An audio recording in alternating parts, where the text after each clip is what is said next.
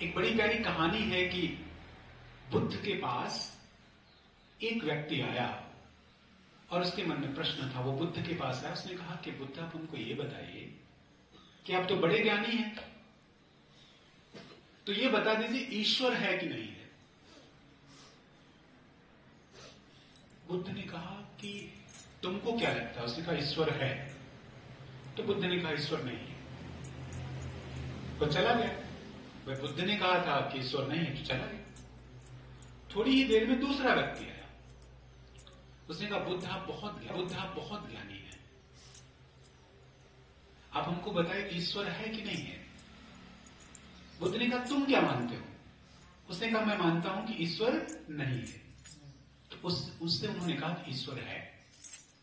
मतलब एक से कहा कि ईश्वर नहीं है और एक से कहा ईश्वर है। उनके पास में ही उनके शिष्य आनंद बैठे हुए थे। आनंद को गुस्सा आ गया, बाप रे बाप, मेरा गुरु इतना महान झूठ बोल रहे हैं।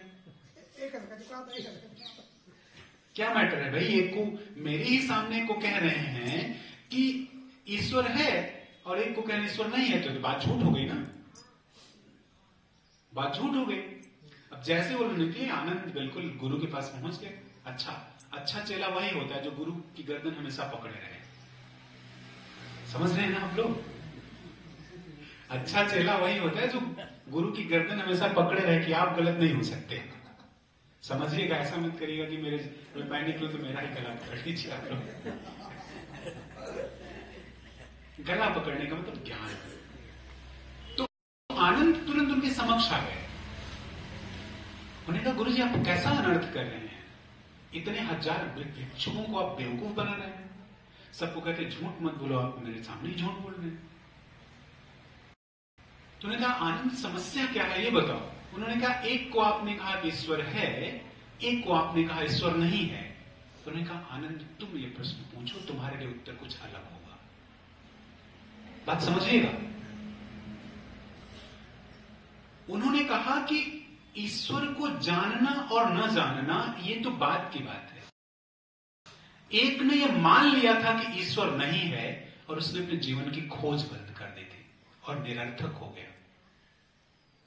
तो जब मैंने उसे कहा कि ईश्वर है, तो अब वो क्या करेगा? खोज शुरू कर देगा, मतलब अपनी यात्रा करेगा। और एक को मैंने उसका उल्टा उत्तर दिया, क्योंकि उसने भी अपनी यात्रा बंद कर दी थी, वह भी यात्रा शुरू करेगा। तो बुद्ध ने कहा कि यात्रा आवश्यक है, और वो दोनों प्रश्न उन दोनों के वो दोनों उत्तर उन दोनों के लिए थे, तुम्हारे लिए नहीं है। और मैं आपको बता दूं, कबीर साहब की जितनी वाणियां हैं कबीर साहब की, वो उनका एक संदर्भ है। मैंने बहुत रिसर्च की, बहुत समझने की कोशिश की, तब ये समझ में आई कि हर साखी का एक रेफरेंस है, एक संदर्भ है। अगर कबीर साहब कह रहे हैं, अच्छा ऐसा क्यों कह रहे हैं? कबीर साहब तो कहते हैं ना कि कबीर खड़ा बाजार में मांगी सबकी खैर, ना काहू से दोस्ती ना काहू से बैर। कबीर खड़ा बाजार में लिए लुकाठा हाथ। हर बार कबीर साहब बाजार में ही क्यों खड़े हैं भाई? समझिएगा ये बात, ये बहुत चिंतन की बात है। फिर से मैं कह रहा हूं, कबीर साहब हिमालय में नहीं बैठे हैं। हर बार उनकी वाणियों में कितनी बार आता है बाजार में। और बाजार कौन सी जगह है? और वो भीड़ कैसी है? हर पल अनुभव करने वाली। बाजार में आप देखिए, इधर से कोई आवाज, इधर से कोई आवाज, इधर से कोई आवाज, इधर से कोई हॉर्न आ रहा है ना। मतलब सच्चाई के साथ हर पल आप रूबरू हो रहे हैं। तो मैं जहां तक समझ पाता हूं, कबीर साहब एक ऐसी जगह खड़े थे जहां हर कोई पहुंच सकता था। एक ज्ञानी भी, एक ध्यानी भी, एक साधारण व्यक्ति भी, एक व्यापारी भी, एक बच्चा भी, एक स्त्री भी, एक पुरुष भी, और हर कोई प्रश्न कर लेता था कबीर से। क्योंकि कबीर साहब के बारे में कहा जाता है ना कि चलो भाई कबीर साहब हैं, उसके पास चलते हैं, कुछ न कुछ बता ही देंगे। तो हमारा जो जीवन है वो क्या है? बाजार का जीवन है। बाजार मतलब ये संसार, ये जो संसार है ये बाजार ही तो है। तो इस बाजार में हम उस ज्ञान को उपलब्ध हो सकते हैं, इस बाजार में हम उस चिंतन को उपलब्ध हो सकते हैं, इस बाजार में रह करके हम वहां पहुंच सकते हैं जहां हम पहुंचना चाहते हैं।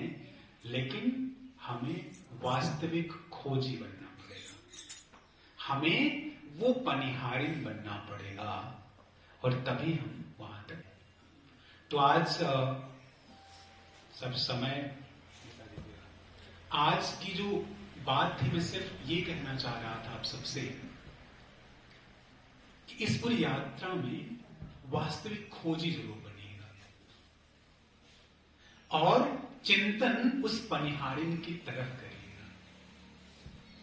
मतलब ये है कि जिस भी कार्य में लगे हैं, ईमानदारी से वहां खोजी बनिएगा, और अगर खोजी बनेंगे तो निश्चित ही आप सामल साहब के पद चिन्हों पे, कबीर साहब के दर्शाए मार्ग पर बहुत अच्छे से चल पाएंगे।